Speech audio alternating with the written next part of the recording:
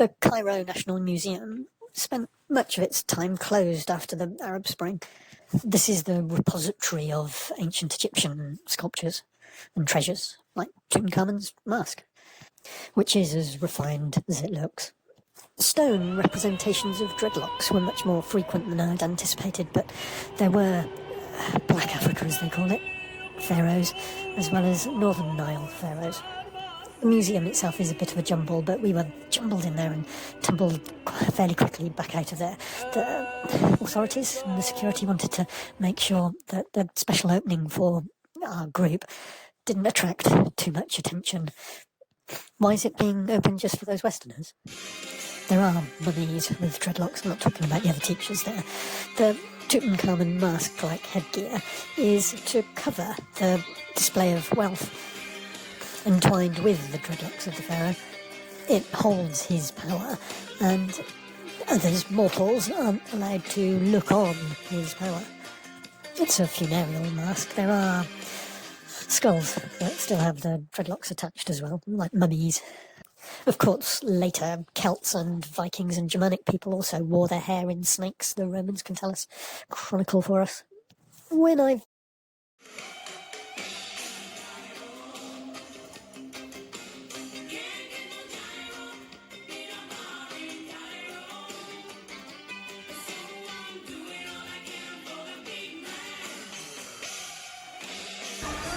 Welcome to Cairo, the bustling capital city of Egypt. So what do Egyptians do at night? Is there a vibrant nightlife scene in this city of over 22 million? Whether it's sitting at cafes, smoking shisha, or watching football matches and having coffee, going out to dinner with friends, or simply wandering the streets shopping,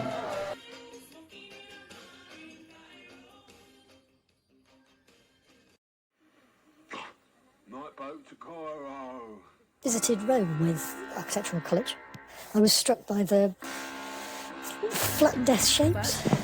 There's decoration all over the caskets, sarcophagi, the ossuary where they keep the bone, a series of flattened S shapes all the way around. This is a striggle or a struggle, the shape of a modern-day bricklayer's bucket-handled pointing trowel. It was a razor that was used to take all the hair off the body, a cleanliness thing. It makes your body feel alive. Your skin tingle, a bit like how people thrash themselves with bits of bush after a sauna. You have to be able to afford razors though, don't you? So it's a status thing, isn't it? The lack of hair on the body. Not everyone was doing it, so people didn't want to do it. It's not a modern phenomenon. In ancient Egypt, some women removed their pubic hair through copper razors, flint stones, and a process called sugaring, a bit like waxing, in which you heat up water and sugar into a paste-like substance, which was used to remove hair with strips of cloth. However, it should be pointed out that not all ancient Egyptians partook in removing their pubic hair, as many hieroglyphs and works of art depict women and men with dark triangles around their genitals. In Rome, upper-class women got rid of their pubic hair through a mixture of tweezers, pumice stones and depilatories, and copper razors. Additionally, a woman of ancient Greece would remove their bush through plucking out each individual hair or singeing it off with heat. No thanks. In one of Aristophanes' plays, a man who plans to go undercover as a woman to spy is held down and plucked entirely of pubic hair, an act that feminizes him.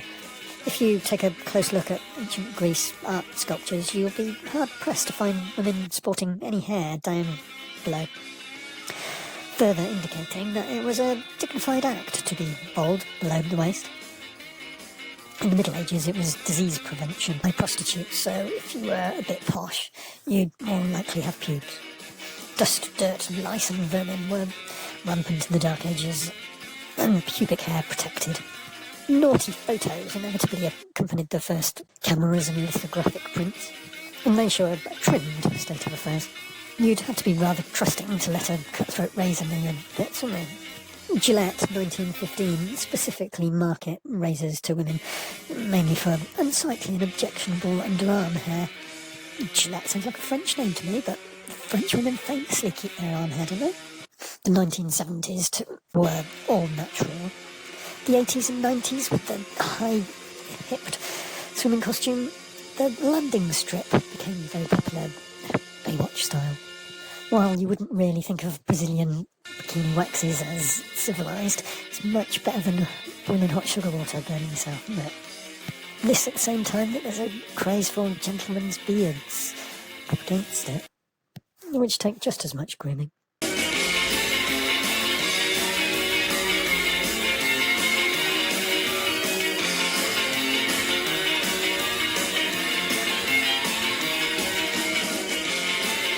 When the workday is over and the heat dissipates, the streets come alive with people walking, shopping, eating, and socializing. But what is the Egyptian nightlife truly like in Cairo?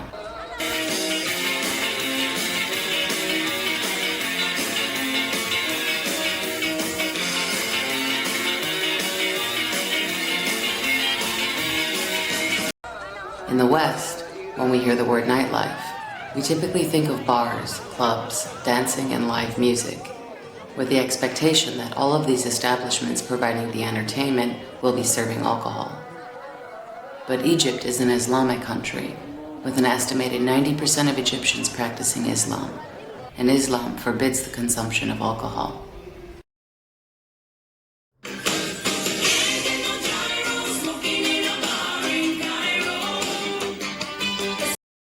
The activity at night on the streets of Cairo is energetic. And yes, there are bars, clubs, and parties.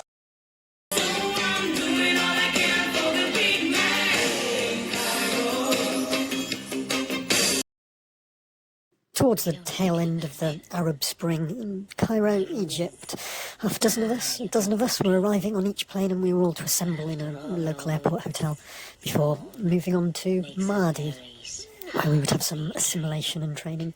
Mardi is in the centre of Cairo, where a lot of foreigners congregate. Not really proper Cairo. Heliopolis is perhaps the true centre of Cairo. You'd have to be quite hardcore into your integrating and learning the language if you're going to live in Heliopolis, really. Close to Tahrir Square. Do you remember that? Back at the airport, we're arriving in couples. Everyone seems to be in couples apart from me and the last blonde woman coming from 100 metres away with having to wait longer for her baggage. I think the handlers were messing her about a bit. I wouldn't have been displeased, but you could see from that 100 metres away that she wasn't best pleased with the social engineering that the recruiters at the school had managed. If they, HR, do a bit of matchmaking, they retain their staff better. But I was getting a filthy look, the evil eye, from a distance. And this is in the land of the originator of the all-seeing eye, ancient Egypt. From Mardi, we were looking round at apartments, say 30 people travelling around all different districts of Cairo to see apartments for rent. All assembled outside the minibus, 30 people into an apartment, hardly know each other, 5 minutes and out again and on to the next one, driving for half an hour. So strange, sort of shuffling around, nightclub-like intimacy between people. Very different ages, you really don't know. But you do know we're going to be quite unnecessarily venomous by the end of the first term. It's just the way of covering their backs. The young blonde woman quickly, as much to get away from me, that I wasn't blanking her, I wasn't being overly friendly. I think she'd been through a breakup. She was latching herself onto the estate agent, man, that will be doing very well out of his commission for the lot of us. I plumbed for the big place that just needed the cigarette smoke and grease cleaning off, which I was happy to do. A lot of people went for Mardi, but it was a long bus ride to the school, and though the minibuses were laid on, it would have taken quite a lot of time out of your day. Only one couple that had previously been teaching in Ethiopia bided their time and eventually moved to Heliopolis area, the bustling centre, but they were quite an adventurous pair. I visited them in Heliopolis one time. All Egyptians on the streets, mostly men. Still small numbers of throngs of people in Tahrir Square, and placarded, but not the huge mass demonstrations that had been so effective in the Arab Spring. I'd been thrilled when I met in the elevator in the hotel near the airport some BBC film crew and reporters that were chronicling developments to put on the 9 o'clock news. And they had thought me so daring to come and work here. Little raise of the eyebrows as well. Could still go either way. I got a taxi back from my colleague couple's period detailed place. The same taxi firm that was to take me to the pyramids and was commonly used by the school. Now I can't possibly know the best route from the town centre to my suburban gated community on the main road out near the school. But the youngest taxi driver with the worst English, which we'd met before, was the one that came and collected me, and I was sure he was taking me a circuitous tourist route for his own amusement rather than mine. He wanted to see my reaction to taking me into the heart of things. We did a circuit or two of Tahrir Square. I think he was making out that he couldn't take the exit because of traffic. Just me and him in the car. The tone of his conversation was a little like, "You are alone here. Who will know if you are here? Are you worried?" I think he was trying to convey a bit of, hopefully for humour, "Are you worth kidnapping?" inquiry. Now, I'm of no worth to anyone, but not far out of Tahrir Square, there's a shortcut that you can take that goes through, well, several-storey European-style century and this century flats give way to almost like a dark alleyway of single-storey buildings. There was a familiarity of them because you get similar single-storey buildings in a lot of towns in southern Spain and throughout North Africa. It's traditional housing. But though fairly wide streets, I'm exaggerating a bit with the alleyway, there was no street lighting worth mentioning. And you forget how a woman can feel less safe. There were fewer people in the streets and they were wearing more traditional garments. I could really have been heading to the centre of a ghetto where I would be held for a little while until any ransom demands were met, but I kept him talking. I tried to create a bond, but not show any concern. It was mainly anti-American. We both have the same common enemy. Europeans don't like Americans either. You find this difficult to believe because we just presumes Britain and America are brothers in arms. Governments, possibly. You couldn't really identify with my little rant about the number of national holidays you get. Yeah. But while the single-storey street did go on for a long time, he was going at an appropriately slow speed. But that did also suggest in my mind that he could stop at any time. We did get past the Muslim rebels' stronghold, ghetto, and the road opened out onto a roundabout, and we were out of town on the motorway. The ladies still sweeping sand off the motorway, as they do for miles, for days and years. But indeed, he did deliver me to my gated community and my security-guarded home from home. Now, you should know my view on tipping culture by now. Within this gated community, the Arab Spring Revolution was different from Heliopolis and even different to Mardi. Mardi is on the banks of the river, and any protests I saw there were sort of loud marching, drumming affairs marching through the markets and the riverfront. Mostly men letting off steam. They had a very different atmosphere. The roundabout at my gated community, it was almost all women. The men would have been working, perhaps in banks or in business. Everything's business, isn't it? The red hand gang, I used to call them. There was like a red hand symbol logo that they used to hold up on their bands. Something to do with Muslim. But the protest, on the face of it, seemed to be about women maintaining their privilege of being able to stay at home and not work. They didn't want to be dragged into the way of work by consumerism. Women being obliged to work would have been an abuse to them, really. It seemed, in this little world, a protest of privilege, and the right to maintain that privilege. In a household of plenty, I think the husband is a better husband than for the poorer persons of Mardi. Without any sort of social security system to fall back on, they're perhaps not such good husbands. There had been a plan to go camping way on down south in Saqqara. Saqqara is the place with some of the oldest burial Egyptian monuments, and also perhaps the most intimate and interesting. Death on the Nile Hotel, none of that for us, but there was a general consensus that this had to be, not by the teachers, but by the management, that this had to be stopped. We couldn't ensure security we had no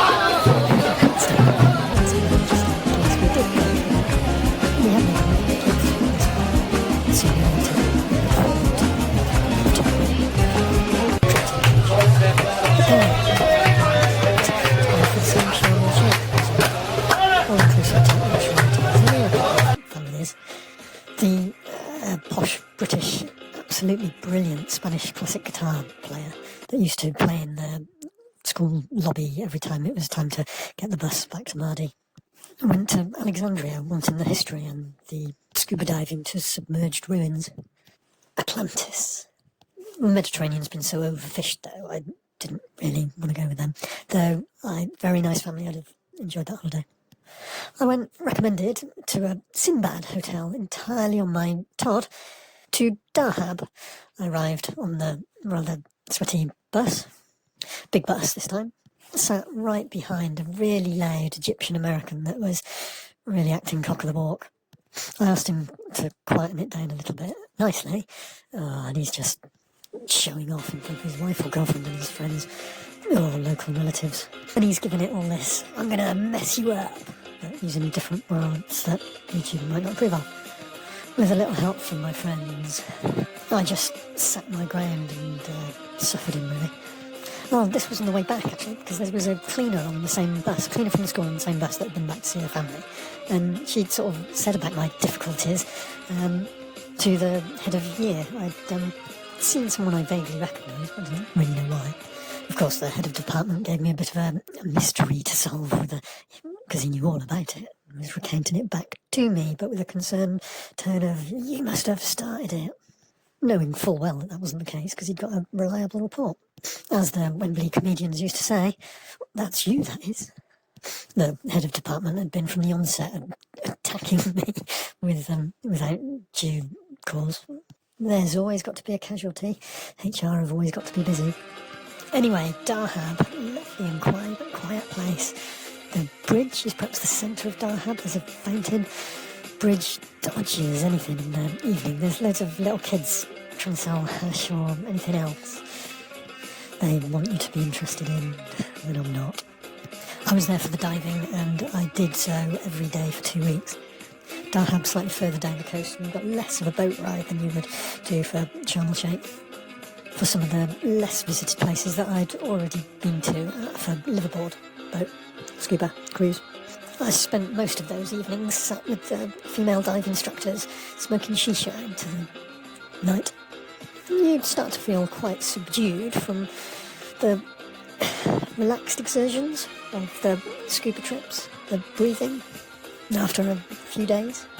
There was 3 city traders from London that sort of adopted me as well. They were good fun. They'd given up on Sharm el-Sheikh as a result and gone for something more authentic. Bar hopping and drinking in the pool. And a bit of dancing in empty discos. Daftly. The scuba diving camel safari was by far the highlight of the 2 weeks, though. You take your bottles, your air canisters, on your camel with you and in your gear. And you go off back in time, really. You're getting a meal laid on after your coastal meanderings. In a reed hut. Enhanced best quality local vegetarian food. The reed huts and camels are what the whole of the sea coast would have been like back before the all-inclusive multi-storey hotel resorts. And even before the fake boat, fake 1970s concrete cave discos of Dahab, or single-storey marketplace. It would have just been temporary tribal reed huts. But of course, out in the middle of nowhere as we seem to be, but actually not far from that rope bridge that people can drive to by road, there's a policeman or 2 with a machine gun, just to make sure that the camel safari doesn't get kidnapped. From the day's reed shack habitation, as old as the pyramids. Though I suppose the camel herders could make off with your gear while you're underwater, couldn't they? My actual accommodation back in Dahab, though the communal areas had a wonderful harissa and selection of hammocks, the actual beds had bugs. No, there was no AC either. And the authenticity of sleeping on a straw mattress. It was a festival while I was there, and the local marketplace was full of goats and sheep down from the mountains. They meet a sticky end. You could actually watch some of the families slaughtering their goats in the street so that they could eat meat for the festival. It was a ritual sacrifice like you would have seen in animistic times, the pharaoh type worship long before Muslims did. But while I wasn't even going to Sharm el-Sheikh, I had no interest in going there. It was the arrival in Dahab and the taxi drivers that hassle you straight off the bus. Do you want to go to Sharm el-Sheikh? And they're sort of quite vociferously hassling you and pouring at you to go to somewhere where you don't want to go, just so they can earn money. Now, this got so bad that there was a nice car-ish for their two young guys, one in the front seat, one in the passenger seat. And I was walking to more or less where I knew where to go for my lodgings. And they're curb calling me down the street. They know that I've given them a no. It's been very clearly put to them. The firmer I put it, the more insistent that I should go somewhere I don't want to go they are. No, I don't like being curb crawled. Even from 50 metres away, they were still doing it. For some stupid reason, I decided the only thing to do was to weakly, and not really hardly in their direction at all, to throw a stone. Now, of course, they threw it back much more accurately. After getting out of the car, I didn't quite know what was going to happen when they jumped out of the car, but it did clearly communicate to them a no. So that was good. But they had then surreptitiously followed me to my hotel location-ish, where I was fine-tuning my directions, and they were plotting a hotel robbery. But the local, quieter community closed ranks on them. Gated hotel complexes in Sharm el-Sheikh are that way for a reason. Must be horrendous harassment. That's the trickle-down economy. But covered in mosquito repellent and sleeping under a cotton sheet that I'd brought myself. Dahab was a great holiday, and it sounded much better than the other teachers that had come back from Sharm. They'd spent most of their time practising a head jab of the eyes, where they're not really observing their colleagues in less than bikinis. Head jab of the eyes is actually something that every good Muslim should practice. It's the man shouldn't ogle the woman. Even matter-of-fact appreciation can cause offence, which, when the woman is flamboyantly wanting to be noticed, it can prove a bit tricky for the waiter, wherever. I mentioned the pyramids of Giza. Went there a couple of times. There's a wonderful route you can take from a poorer part of town. You go through the complex, the gates, and then through the roads around the pyramids. You can take the horse and cart, but it's easy and short enough to walk. Past the Sphinx, give it a kiss.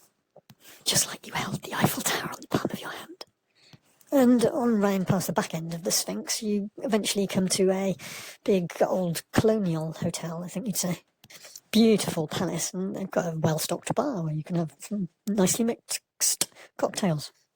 I did this route a second time with a friend that had come to visit. We had the taxi to these, what are to me, back gates, but it's a main road.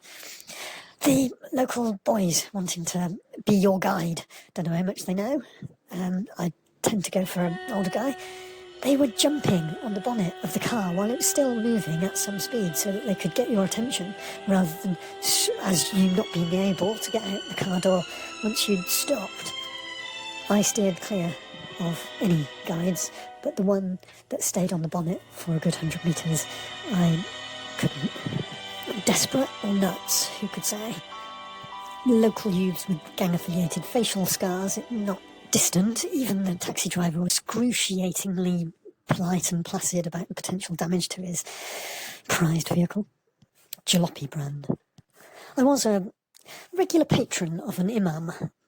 In my gated community, there was a unleavened flatbread baker in the corner of the local square market that sold everything.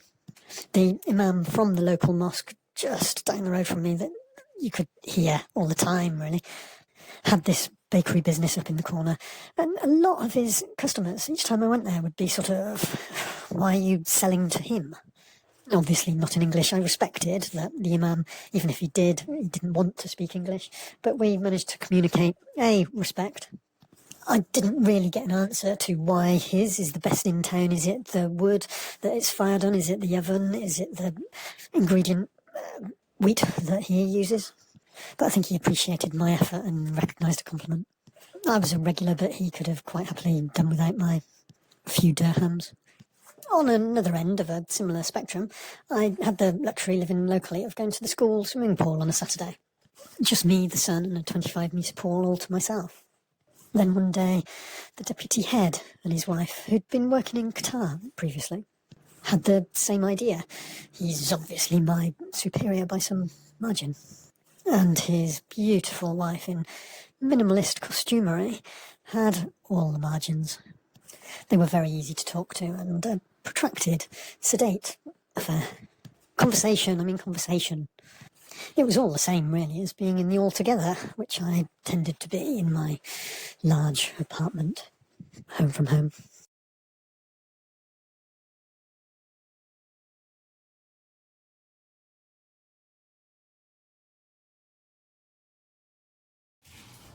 If you go away on the summer day, then you might as well take the sun away.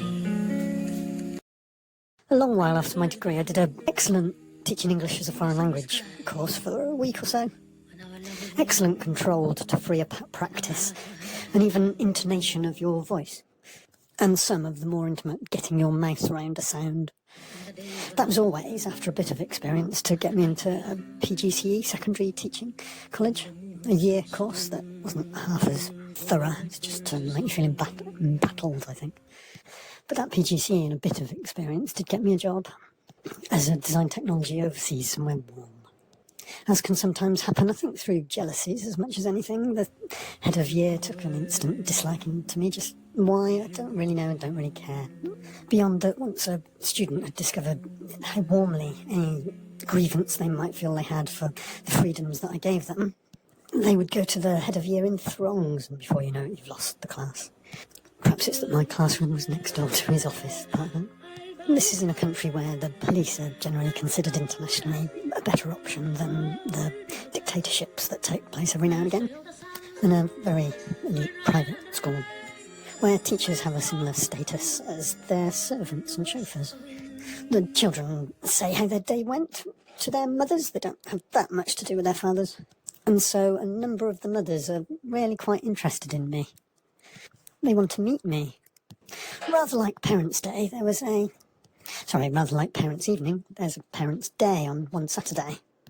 And all those mothers get the opportunity to meet me all at once. But if you want, I'll understand. Now, there are security guards at the gates of this school, obviously. A number of them in a little hut.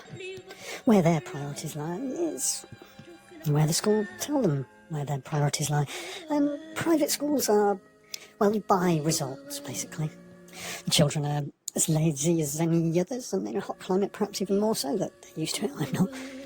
The work that they turn in, that they haven't pester-powered you into doing it for them, that you have to mark down anyway, isn't worth the marks that you would give in secondary school in Britain.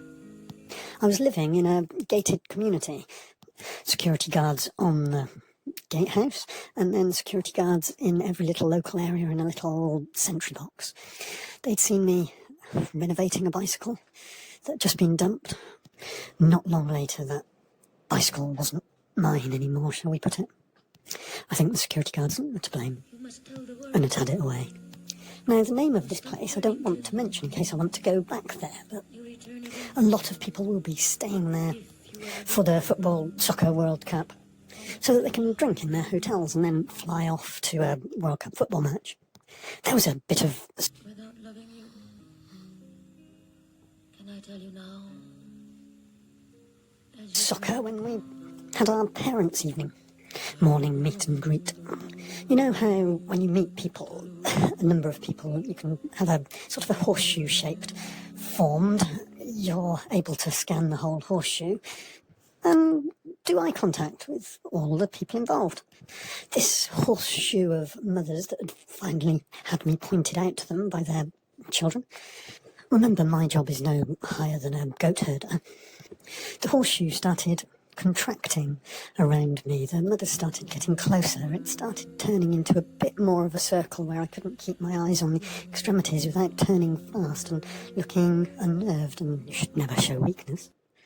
I slinkied my escape out of there and made a declaration how I was going to one of the fun fairground games by the pool.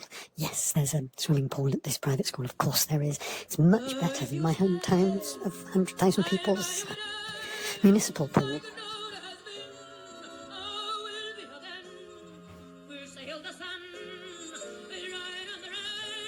Outdoor 30-degree heat, and I took my turn. The previous teacher walked dry back from the gangplank of the diving board, perhaps 3 metres from the deep end along the length.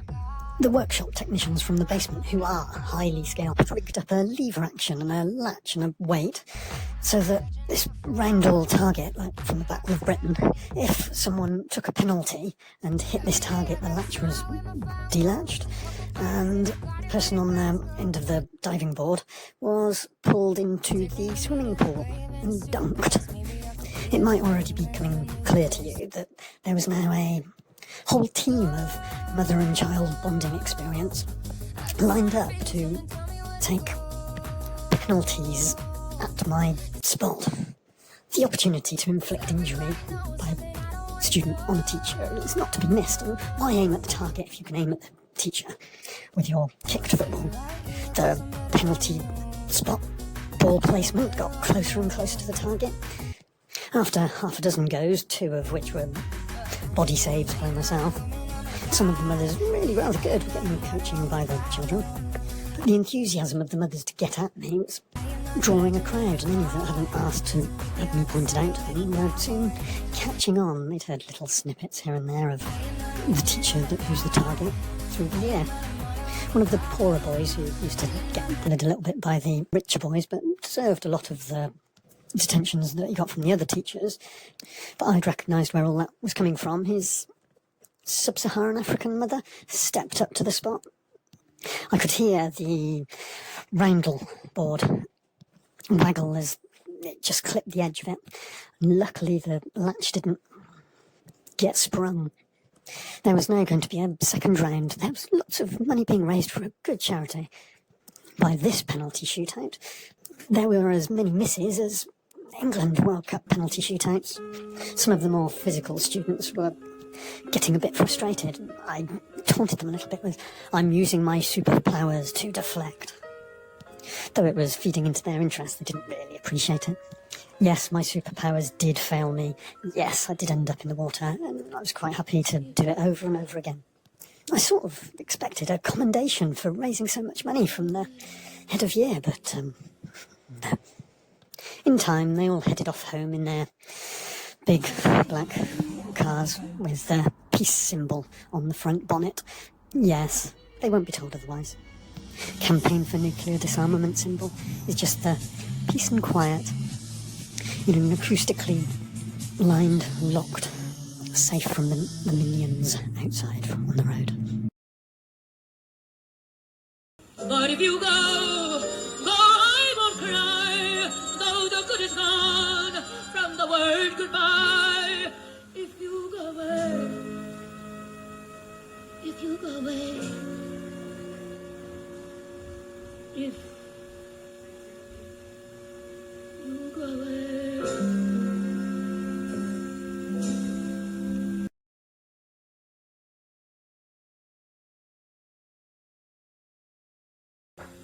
As I know you must,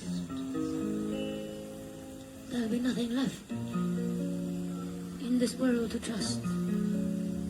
Just an empty room full of empty space, like the empty look I see on your face.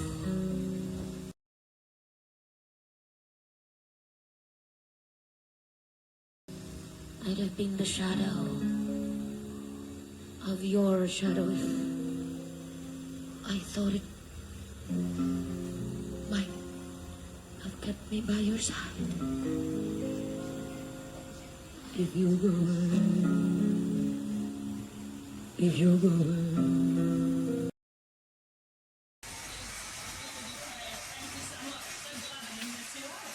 You are a beautiful dancer. Thank you so much, Fleur and Vito.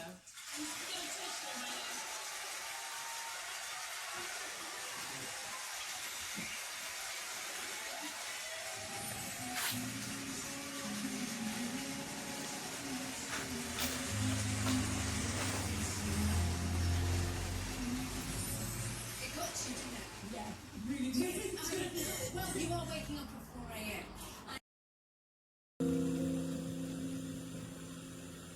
If you go away, please don't go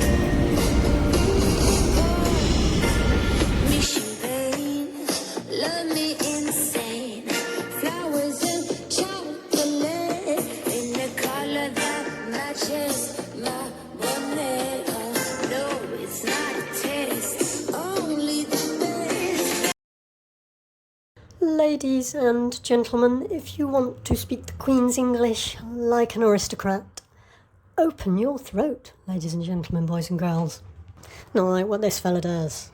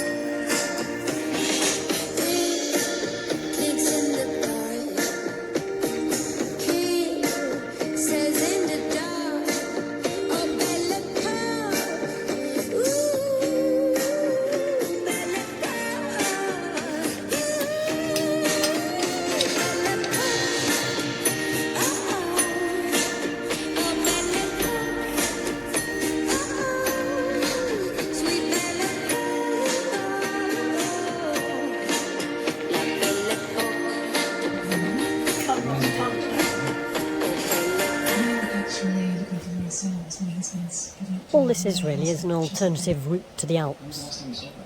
To or from the Alps is slightly irrelevant. Probably without tolls and fees setting, you tend to get pushed towards Holland, Luxembourg, Germany. Not as far as Germany, because then you're going to end up going through Switzerland to get to Geneva and the Alps, French Alps. It's only a few minutes here or there, and it's the speed of the autobahns that whether you can go 130 or 110 kilometres an hour, but if you're not going to do that, you're not taking advantage of it. Take a more direct, more fuel-efficient route.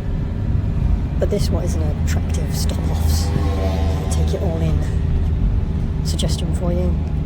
I'm just expanding with memories and recollections of observations past. Germany seems for me to always promote memories of tefl teaching business English.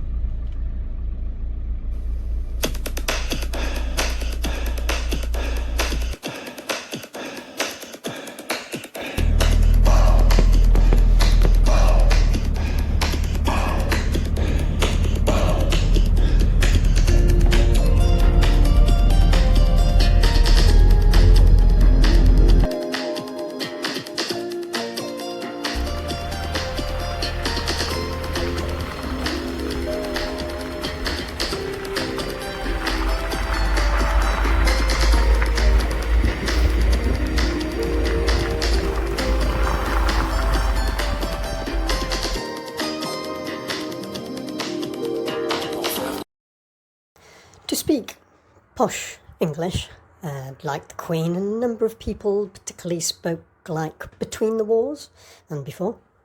you need particular olfactory manipulations. Your olfactory area, you need to open up your throat, basically. Any of these mouth movements feel particularly unnatural. You've been learning them since you were a child. And it can be a particularly intimate relationship between student and teacher when you're teaching the finer points of productive spoken language.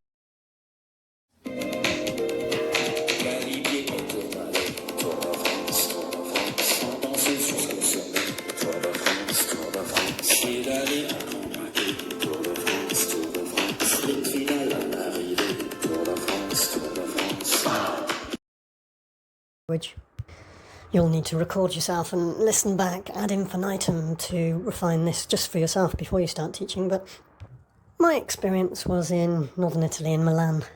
A divorced housewife looking to remarry for money the second time round. She wanted to talk posher, to bag better.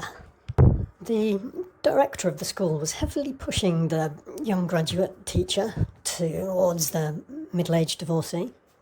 These olfactory manipulations can be a slow progress, and she was concerned about the cost that this might entail, and he was suggesting the bargain that with a little bit of, it wouldn't be so bad to befriend the teacher, and the teacher, he gets free rent, I think, a place to live so that you can afford to main and pick up other occasional and random classes for the director. The toy boy language teacher taken in to learn. Not really an April to December relationship, but compromising a princess's ideal, I think.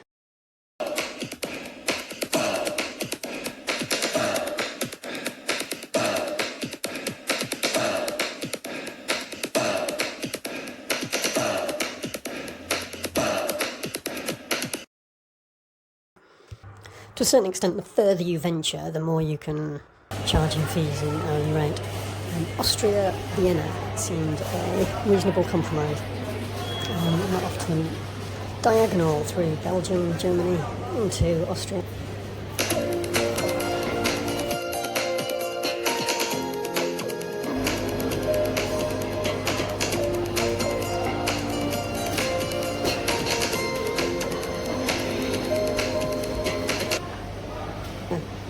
Salzburg on the way back was very nice. I did sample lessons in all the Ruhr towns on the way back as well. Along the Rhine, there are some very nice German towns. The last days of the internet cafe, just as the magic's fading, the children tell the parents that they're off to do some homework on the internet, and they sit there on each other's laps in the internet cafe watching pornography with the proprietor there, really not knowing what to do, and shrugging that his days are bound to be numbered, but you might as well reap it while you can. Oh, little cubicles were packed. It's my memory of Karlsruhe, I think it was called.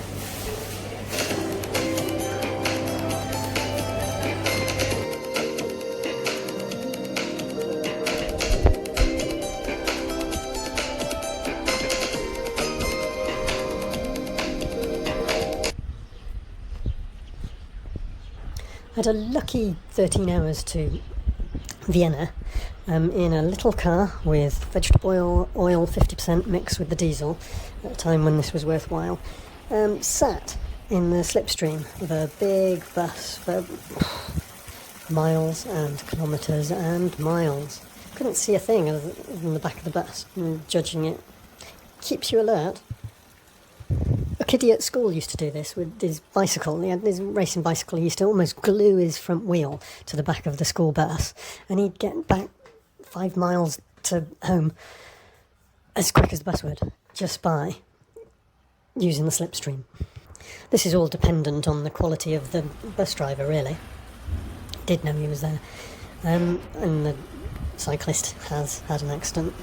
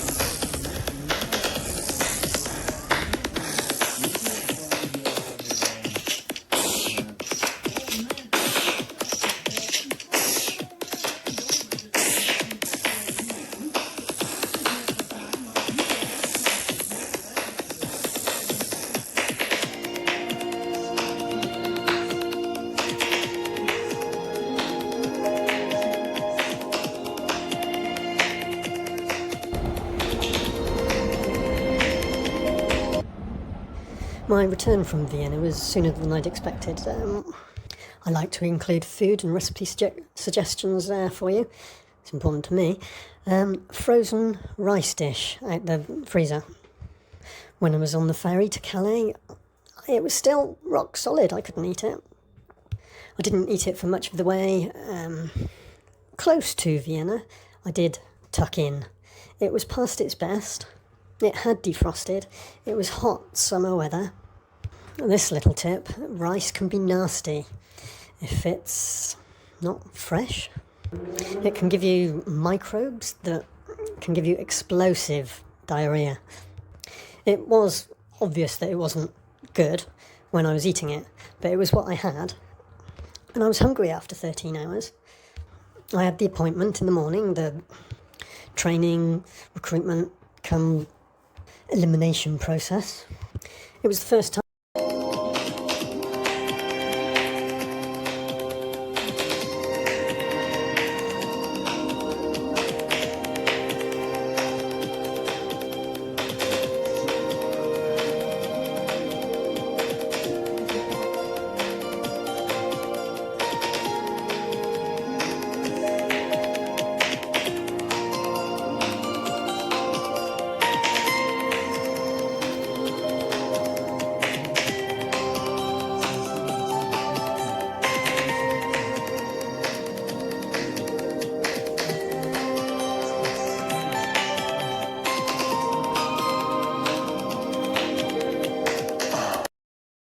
Time that I'd been in a room with so many experienced TEFL teachers from America and Canada. A lot of them, their grandfather had come from Vienna or something like that.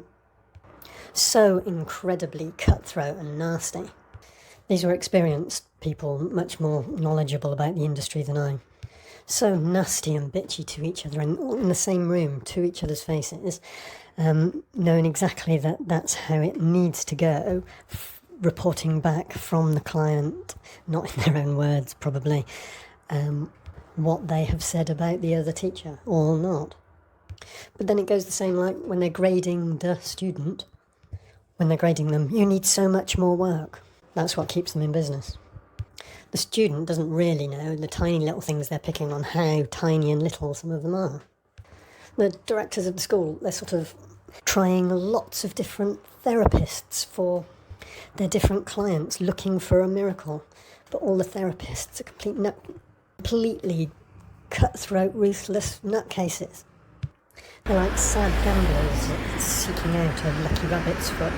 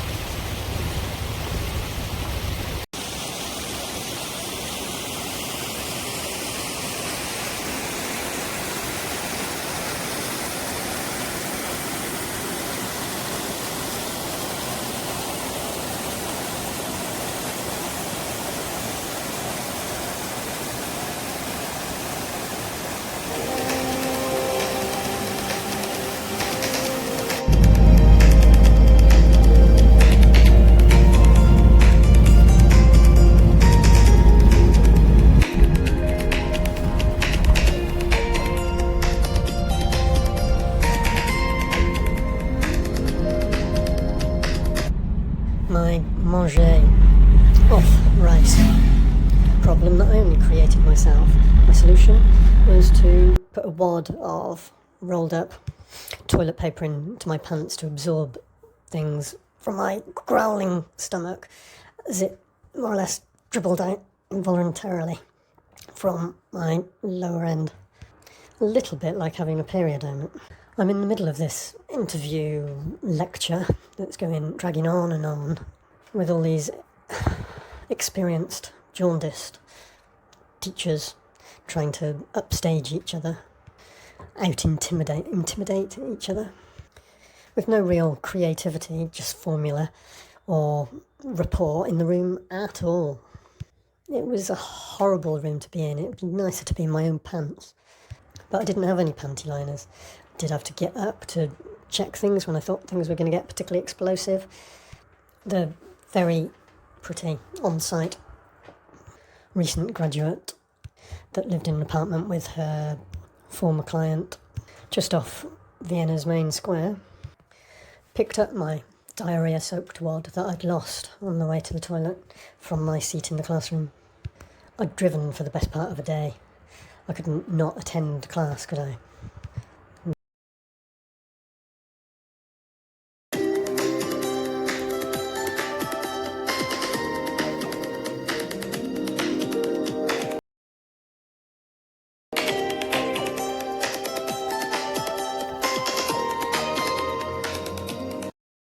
The interview. She was so nice, she completely understanding. She'd had the same thing, and she might have been talking about period issues. She did find me sample lessons when the main instructor was making an example of me. And yes, while I was almost too embarrassed to show my face, it was worth it to see hers again. Everybody else I know, he was so self-absorbed, they wouldn't have noticed a thing. The instructor, flown in from South Korea, very possessive, obsessive partner that he'd married, but on the phone to him all through the lesson, and he had to take the calls. It was an example of what not to do.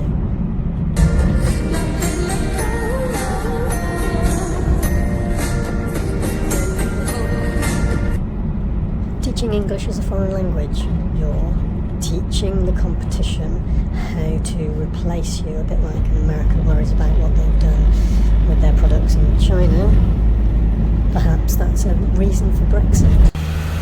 Essentially giving away spies, but the whole idea is trade with the people, with the country, the basics. But if you're post-Brexit, this is paid rent for several months, got residency permit, huge investment for very little chance of repaying your reward, you might choose to teach English as a foreign language. Or the online option, and see if anything comes from that. Rate your profile, advertise pay Google to employ someone when you haven't necessarily got the prospect of any income from it yourself. That's what Google advertising is.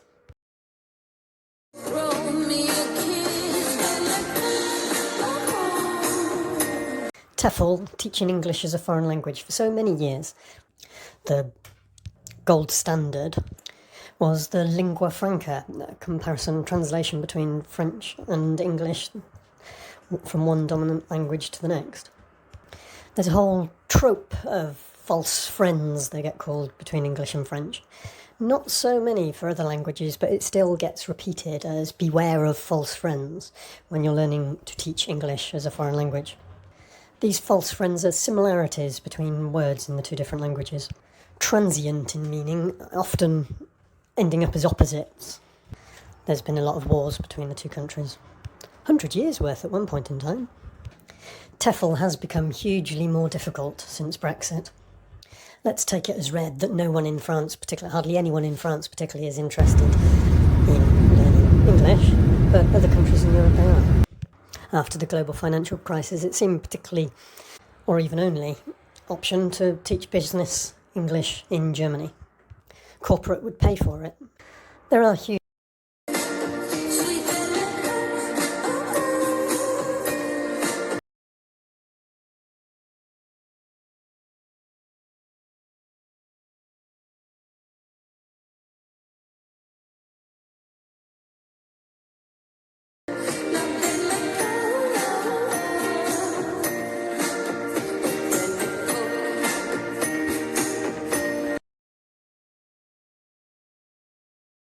But my real revulsion about Vienna isn't anything to do with the almost immediate explosive diarrhoea, or even what was reported at the time as an endemic problem in Austria of people being kept in basements and Scandinois type scenarios, too much of it. It was the right off the King's Square near the train station. There was the most miserable looking Asian women, Eastern women, Chinese, Thai, Philippine, dressed up in a caricature of what's supposed to be raunch type fishnets, just waiting in one window, half a dozen together. First thing in the morning, an industrial type red light district just off the main tourist attraction. I don't want to go anywhere near it, don't want to have anything to do with it, don't want to know that it exists. But there's a lot of this in Germany. I don't know if they're all as miserable.